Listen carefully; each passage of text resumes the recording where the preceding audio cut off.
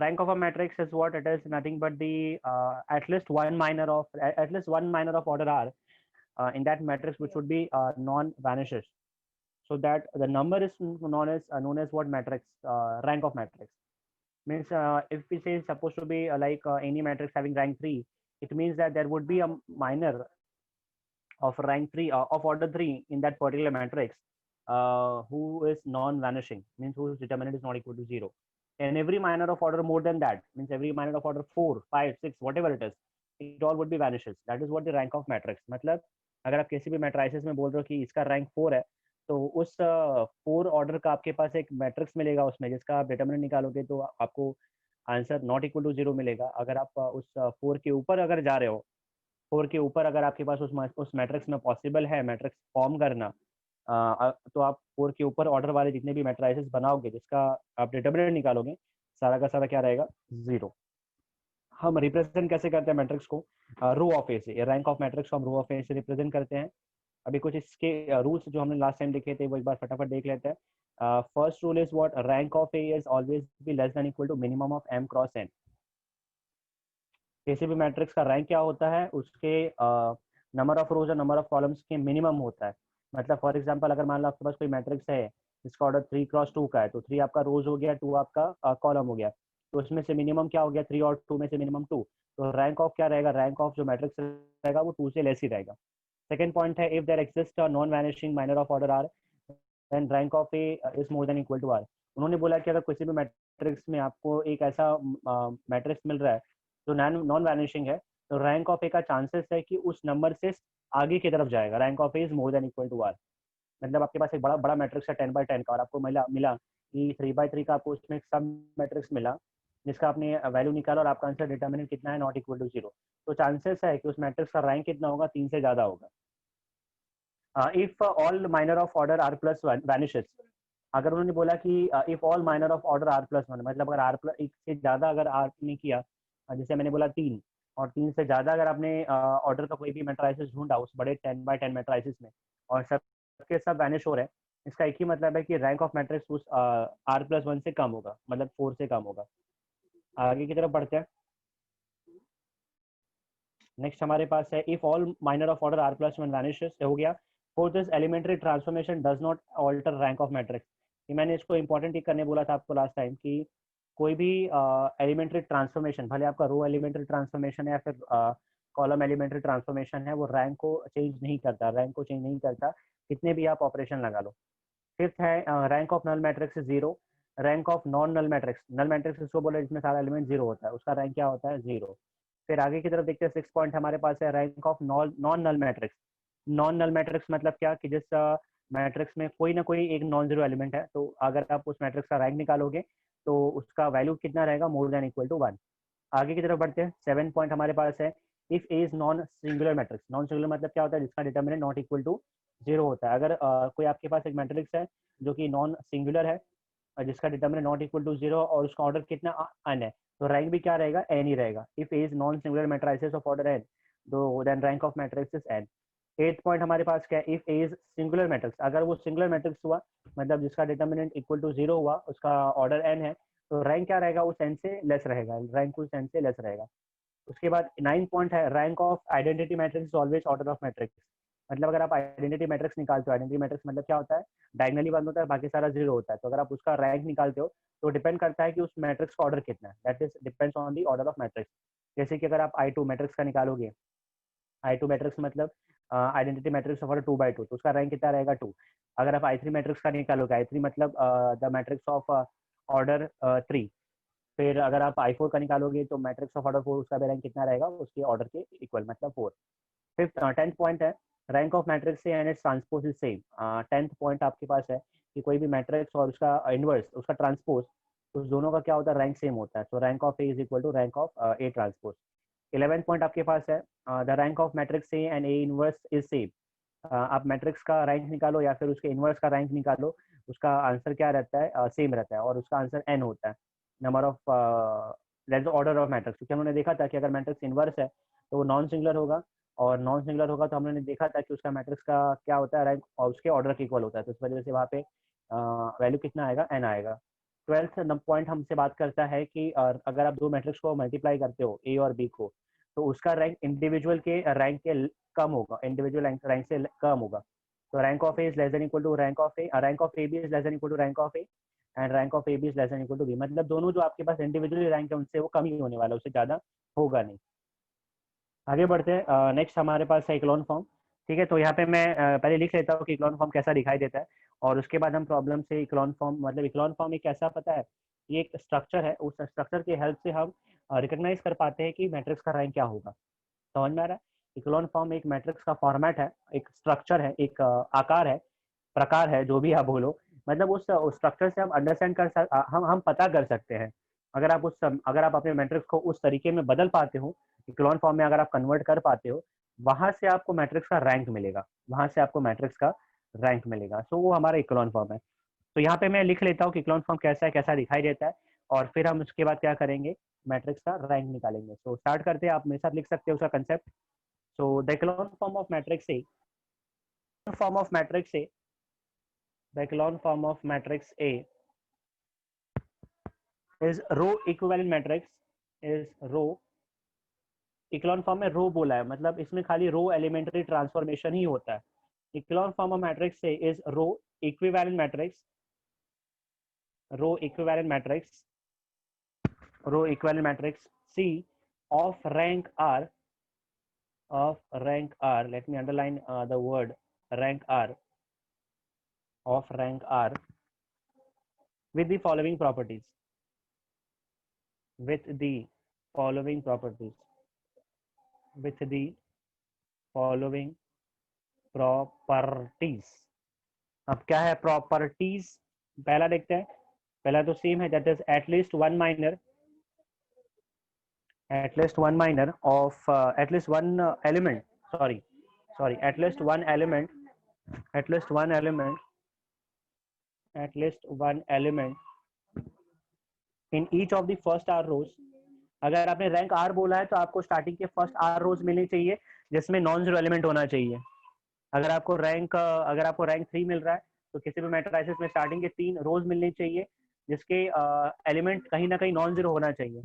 तो at least one element, at least one element, let me add one element here, at least one element in each of the, in each of the, at least one element in each of the first r rows, first r rows, first r rows is non-zero, is non-zero, is non-zero, and the element in the remaining rows are zero, and the elements in the remaining rows are zero, and the elements in the remaining rows are zero, in the remaining rows are zero, rows are zero.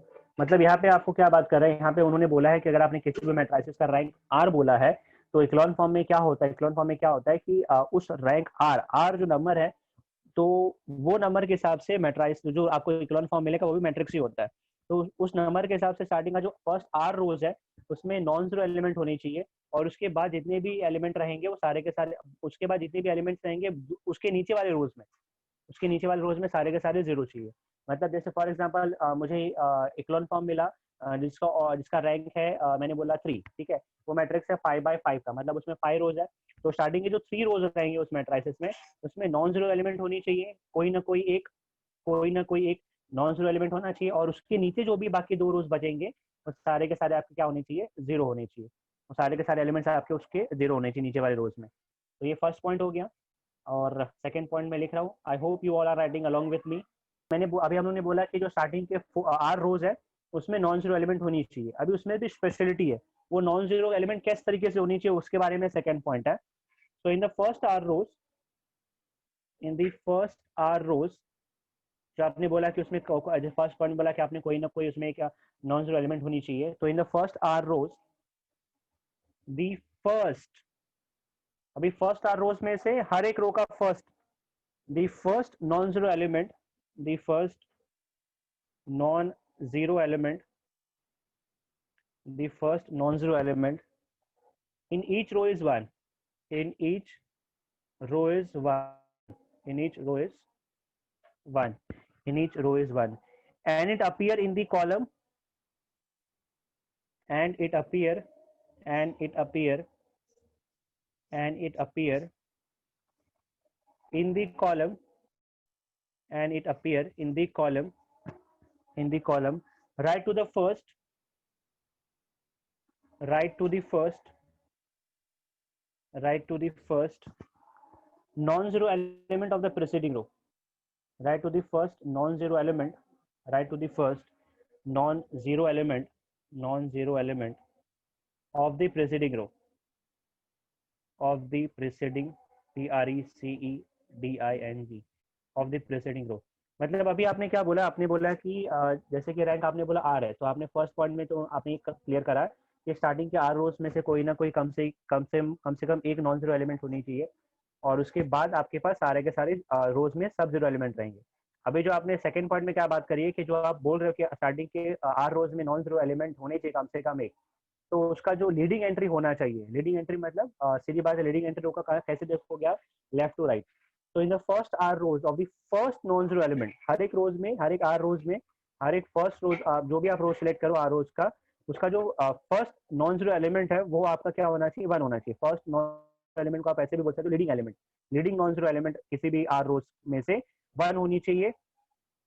और वो कैसा दिखना चाहिए, बाकी सारे रोज में कैसे दिखनी चाहिए, and it appears in the column right to the first of non zero element of the preceding row. मतलब बाकी जितने भी बचे हुए रोज है आर रोज के अंदर, कि वो एक एक करके राइट हैंड साइड की तरफ नीचे की तरफ बढ़ते रहना चाहिए, नीचे की तरफ बढ़ते रहना चाहिए। जैसे कि एग्जांपल के तौर पे मैं आपको यहाँ पे बता देता हूँ, एग्जांपल के तौर पे कि ये एग्जांपल है आपको किसी भी इक्लॉन फॉर्म का। आपके पास है a is equal to 1, 5, 7, 9, -9, 2, 0, 0, 1, -2, 5, 0, 0, 0, 0, 1 and 0, 0, 0, 0, 0।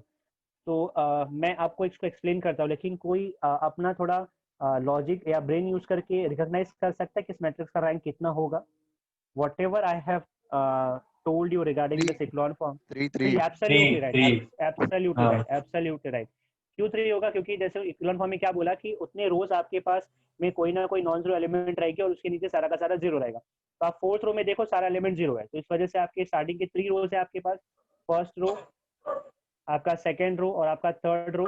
तो 3 रोज में आपके पास नॉन जीरो एलिमेंट है, उसके नीचे सारा जीरो है, तो उसका ये तो रिकॉग्नाइजेशन हो गया कि उसका रैंक 3 है, ठीक है। तो यही उन्होंने बोला था कि अगर आप इक्लॉन फॉर्म में कन्वर्ट कर देते हो तो आपको रैंक निकालना आसान हो जाएगा। तो बस यही है। बाकी तो उसका लाइक स्ट्रक्चर है कि आप इस तरीके से प्रॉपर वे में कर सकते हो। अभी उन्होंने क्या बोला था, जैसे आपने रैंक 3 बोला, तो स्टार्टिंग के 3 रोज में, फर्स्ट रो, सेकेंड रो और थर्ड रो में जो लीडिंग नॉन जीरो एलिमेंट है, लीडिंग मतलब क्या होता है, सबसे पहले आने वाला नॉन जीरो एलिमेंट, वो आपका क्या होना चाहिए, 1 होना चाहिए। तो फर्स्ट रो में लीडिंग एंट्री 1 है, सेकेंड रो में लीडिंग एंट्री 1 है, थर्ड रो में लीडिंग एंट्री 1 है। ये बात हो गई फर्स्ट पॉइंट की, ठीक है, और सेकंड पॉइंट के हाफ पार्ट की। उसके बाद उन्होंने क्या बोला था, it appear in the column right to the first of non zero element. मतलब ये जो आप 1 बात कर रहे हो नीचे के सारे रोज में, वो आपके पहले वाले रोज के कॉलम के कंसेप्ट से राइट हैंड साइड में होना चाहिए। जैसे कि ये आपका फर्स्ट रो का लीडिंग एलिमेंट है और ये फर्स्ट कॉलम है, ठीक है, तो उसके नीचे जो आपको फर्स्ट मिलेगा वो फर्स्ट कॉलम के लीडिंग रो के हिसाब से उसके राइट हैंड साइड में मिलेगा, ठीक है, और उसके नीचे आपका सारा जीरो मिलेगा। और फिर सिमिलरली उसके बाद जो आपका नेक्स्ट रो का जो लीडिंग एंट्री 1 है, वो उसके पहले वाले लीडिंग एंट्री के कॉलम के और रो के कंसेप्ट के हिसाब से उसके लेफ्ट में मिलना चाहिए, उसके राइट में मिलना चाहिए, उसके राइट में मिलना चाहिए। तो ये है हमारा इक्लोन फॉर्म। अब देखो, जो करंट बात कर रहा था कि डायगनली दिखेगा, तो ये डायगनली एलिमेंट है ही नहीं, तो डायगनली वाला कंसेप्ट यहाँ पे नहीं आता। यहाँ पे कंसेप्ट आता है कि जो भी लीडिंग एंट्री रहेगी वो सारे के सारे आपके क्या रहेंगे, हर एक प्रीसीडिंग के राइट हैंड साइड में होने चाहिए, प्रीसीडिंग के राइट हैंड साइड में, इसके पहले ये तो इसके राइट में, इसके पहले ये तो इसके राइट में, मतलब राइट हैंड साइड में जाना चाहिए। ये इसका स्ट्रक्चर है। और उसके पहले जितने भी एलिमेंट्स रहेंगे तो हमको जीरो पता है, क्योंकि लीडिंग एंट्री हमारा 1 होने चाहिए, सीधी बात है, उसके पहले क्या रहेगा, जीरो रहेगा। सो ये आपका स्ट्रक्चर है इक्लॉन फॉर्म का, किसी भी एक मैट्रिसेस का। और इसके लिए इसका रैंक कितना है, 3, क्योंकि इसमें सारे 3 है, नॉन जीरो रोज है। रैंक इक्लॉन फॉर्म कन्वर्ट करने के बाद खाली आपको ये रिकॉग्नाइज करना है how many rows are there which is non-zero. That would be the rank of matrix. That would be the rank of matrix. Am I clear with the concept? Am I? आपको पहले इस problem में recognise करना है कि क्या ये echelon form है. अगर है तो इसका फिर रैंक बताना है मुझे.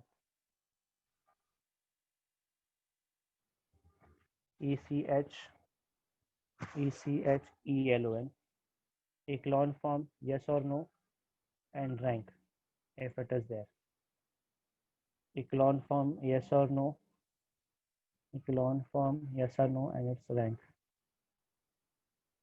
Echelon form, yes or no, and its rank. Echelon form, yes or no, and its rank.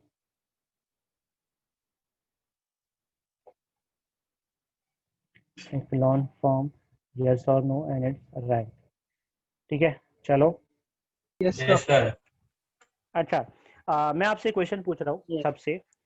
क्या हम फोर्थ वाला जो फोर्थ एग्जाम्पल है, अभी तो नहीं है इक्लोन फॉर्म, ठीक है, सही बात है, एकदम राइट बोल रहा हूँ, लेकिन क्या हम उसको इक्लोन फॉर्म में कन्वर्ट कर सकते हैं?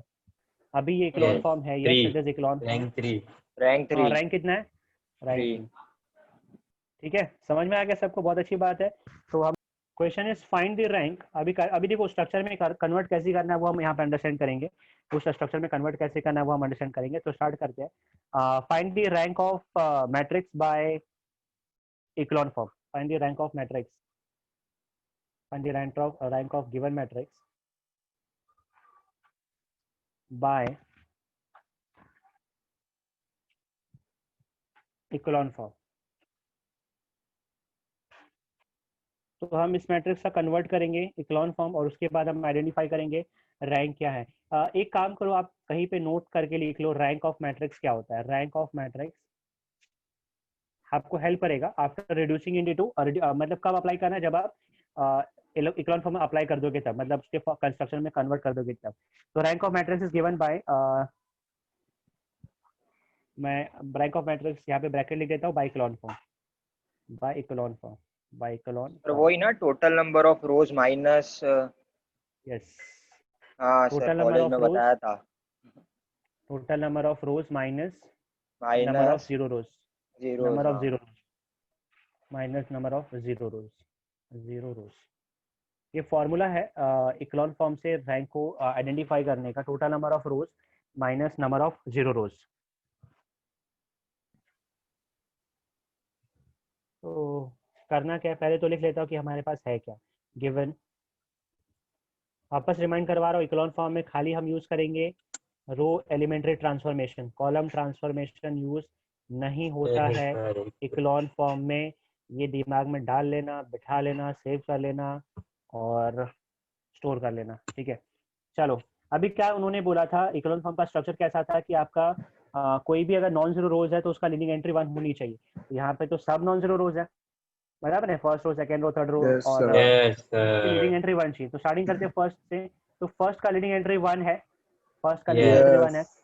तो उसको फिक्स कर दो, उसको फिक्स कर दो.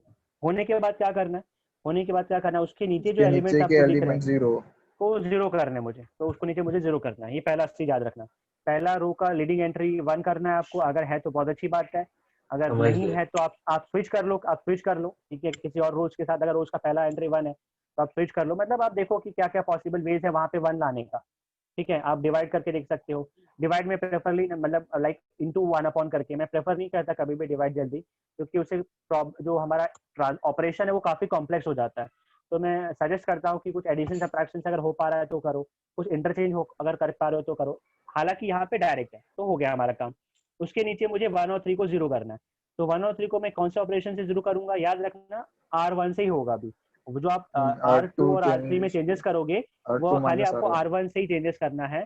So simply it is R2 minus R1. और यहाँ पे हम इक्वल टू का साइन नहीं लिखेंगे बिकॉज हमारा इक्विवेलेंट हो गया, तो हम इसमें इक्विवेलेंट का साइन लिखेंगे. First row will be as it is 1 1 1. Second row में 1 -1 0, -1 -1 -2. यहाँ पे भी -2 हो जाएगा. ये आपका हो जाएगा 3 -0. यहाँ पे भी -2, यहाँ पे भी -2. समझ में आया सबको? Yes, sir. तो R2 का लीडिंग एंट्री क्या हो गया, ये वाला हो गया. R2 का लीडिंग Yes, एंट्री हो गया, sir. और Yes, नसीब sir. आपकी अच्छी बात है कि वो इसके लेफ्ट हैंड साइड है, ठीक है। Yes, तो sir. अभी मुझे इसको 1 करना है, अभी मुझे इसको 1 करना है, तो हमारे पास कोई ऑप्शन तो है नहीं जिसको हम इंटरचेंज कर सकते हैं, तो सीधा क्या करते हैं इसको हम काम करते हैं, डिवाइड हाँ R2 को -1/2 से -1 मल्टीप्लाई कर by देते 2 हैं, हाँ और R3 को भी उसी गंगा में नहा देते हैं। अभी ये 1 हो गया, Yeah, अभी 1 हो गया, okay. अभी इसके नीचे क्या करना है, इसको 0 करना है, इसका Zero. रैंक 2 आ गया। इसके 0 करना है। अभी ध्यान दो मैं क्या बोल रहा हूँ, अभी ध्यान दो यहाँ पे दो। अभी क्या करना है मुझे, R3 का जो फर्स्ट एलिमेंट है, क्योंकि वो R2 के लीडिंग एंट्री के 0 आ रहा है, नीचे आ रहा है, तो मुझे इसको 0 करना पड़ेगा। तो 0 करने के लिए आप R1 भूल जाओ, R1 को टच नहीं करना, खाली आपको R2 से चेंज करना है, R2 से 0 करना है। Getting what I am saying is, let me repeat it again. R2 Yes, का जो sir. आपका फर्स्ट एलिमेंट है 1 है, तो उसके नीचे मुझे 0 करना है एज पर रूल, उसके नीचे मुझे सारा 0 करना है एज पर रूल। तो ये आप 1 को अगर आप 0 को किस में कन्वर्ट करोगे, जो भी कन्वर्ट करोगे 0 को, वो आपको R2 के हेल्प से करना है, R1 को अभी यूज नहीं करना है, भूल जाओ, R1 को भूल जाओ। जैसे जैसे आपको R2 में चेंजेस करना है तो R1 का हेल्प करोगे, R1 से हेल्प लोगे, R3 में चेंजेस करना है तो R2 से हेल्प लोगे, R4 से हेल्प करना है तो R3 से हेल्प लोगे, R5 में चेंजेस समझ करना है गए, तो समझ गए R4 सर. से, तो उसके ऊपर वाले रो से करना है, ऊपर वाला भूल जाना है, पूरी R2. तरीके से भूल जाना है। तो अभी आप मुझे बताओ कि आप क्या करोगे, आप इसको 0 कैसे सर, करोगे? R2 1 1 1 0 1 1 और नीचे क्या हो जाएगा सारा 0, 0 तो हो 0 गया, 0. तो इक्लोन Yes, फॉर्म में sir. हो गया, इक्लोन फॉर्म में हो Yes, गया, Yes, sir. sir. ठीक है। तो हमारा हो गया, ज़्यादा कुछ मेहनत करना नहीं है इस पे, तो सीधा हम आंसर लिखते हैं कि therefore Echelon form.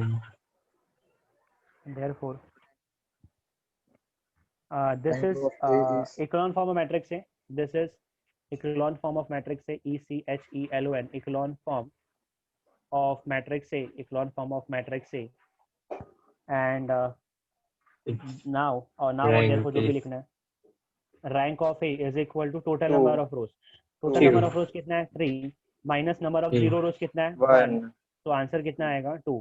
तो rank of the Oh. Given matrix is 2, Yes, sir. Rank of given matrix is 2। तो इससे हम लोग को ये मिलता है कि हमारे पास जो ओरिजिनल मैट्रिक्स हमको दिया था, ठीक है, उसमें आपको 2/2 का एक ऐसा मैट्रिक्स मिलेगा जिसका वैल्यू नॉट इक्वल टू 0 होगा, और अगर आप 3/3 का मैट्रिक्स निकालोगे, उसका डिटरमिनेंट सॉल्व करोगे, तो आपको आंसर क्या आएगा 0। तो इस मैट्रिक्स का हमको रैंक निकालना है, इस मैट्रिक्स का हमको रैंक निकालना है, और हम सॉल्व करते हैं, ठीक है, स्टार्ट करते हैं। सो सोल्यूशन गिवन, अगर आपको इक्लोन फॉर्म समझ में आ गया ना, इसका ऑपरेशन समझ में आ गया ना, तो फिर आप समझो कि आप -3 -4 5 3 3 11 आगे बढ़ते हैं, चलो काम स्टार्ट करते हैं। यहाँ सारे के सारे फिलहाल स्टार्टिंग में सब नॉन जीरो रोज है, तो हर एक रो में मेहनत करनी पड़ेगी। फर्स्ट रो का लीडिंग एंट्री 1 है, तो बहुत अच्छी बात है, लेकिन उसके नीचे मुझे सारा 0 करना पड़ेगा एज पर रूल, ठीक है।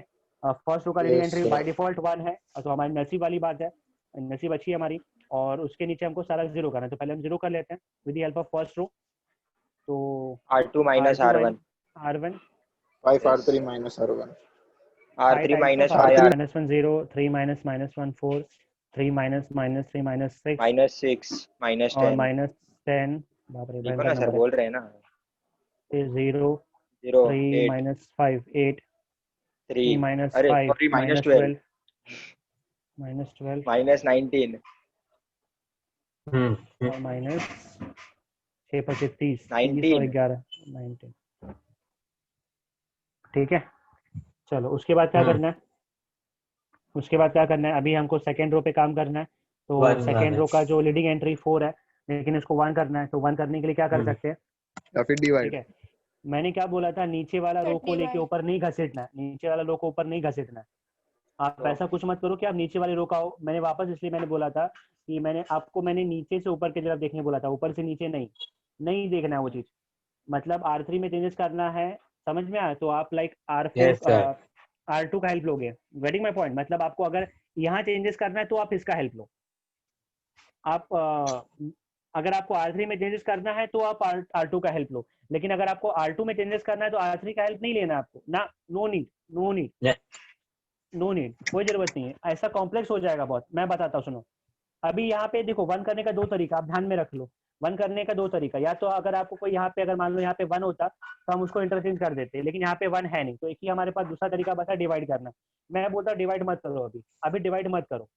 क्या करो माइनस पहले, 3 सुनो सुनो सुनो सुनो, क्या करो पहले इसको 0 बना लो। इसको हम 0 बना सकते हैं, क्यों? क्योंकि 4 का मल्टीपल 8, यस और नो? 4 का हाँ, मल्टीपल है ना 8। पहले क्या करो इसको Yes, sir. ऐसा 1, Yes, यहाँ पे 1, अगर यहाँ पे 1 नहीं है, 1 नहीं है, इंटरचेंज करने के बाद अगर नहीं बन पा रहा है 1, तो उसको छोड़ दो फिलहाल, उसके नीचे 0 बना दो, उसके नीचे पहले 0 बना दो। फायदा क्या होगा कि ऑपरेशन हमारा कम हो जाएगा। पहले हम इसको 0 बना लेते हैं R3 को। सो R3 minus 2 times of R2। R2 ये मैं आपको कुछ ट्रिक्स एंड लॉजिक्स बता रहा हूँ ताकि आपको सॉल्व करने में आसानी कम बचे। सो 1 माइनस 1 3 6 0 4 माइनस 6 माइनस 10, यहाँ पे 0 हो जाएगा, अभी ये भी 0 हो गया, माइनस 2 प्लस 6 ये भी 0 हो गया, और यहाँ पे आ जाएगा हाँ स्टेप्स तो वैसे भी उतने ही लग रहे हैं ना। काम आसान हो जाएगा, आपको ज्यादा कॉम्प्लेक्स यहाँ पे सोचना नहीं पड़ेगा।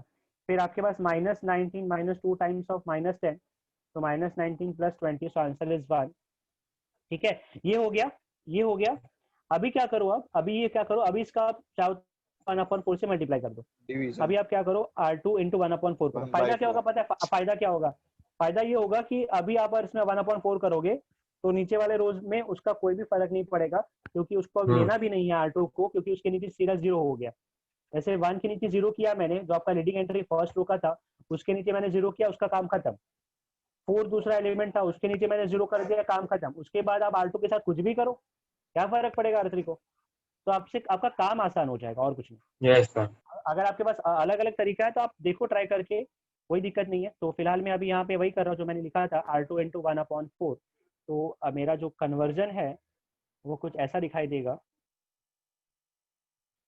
1 माइनस 1 3 6 0 1 माइनस 6/4, तो माइनस 3/2 माइनस 10/5, तो माइनस 5/2, और इसके बाद आपके पास यहाँ पे हो जाएगा 0 0 0 1। ठीक है, तो देखो 1 के ये जो आपका R2 का जो लीडिंग एंट्री है 1, उसके नीचे 0 हो गया, तो अभी तो कुछ सोचना ही नहीं है, यहाँ फ्रैक्शन रहे कुछ भी रहे, अपने को क्या करने का जरूरत है, खत्म हो गया काम। ठीक है, अभी हम R3 के बारे में सोचते हैं। R3 में जो हमारा नॉन जीरो लीडिंग एंट्री है वो 1 हो चुका है ऑलरेडी, तो अपना काम खत्म, we done with it, we done with the echelon. Yes clear? Echelon form of matrix B, ECHELON, echelon form of matrix B, echelon form of matrix B. This is the echelon form of matrix B. Therefore, rank of B, rank of B is equal to total number of rows. So total number of rows हमारे पास है 3 minus number of 0 rows. No such zeros are there. Such 0 rows are there. So rank is 3. Rank is 3. So rank of B is 3. Understood?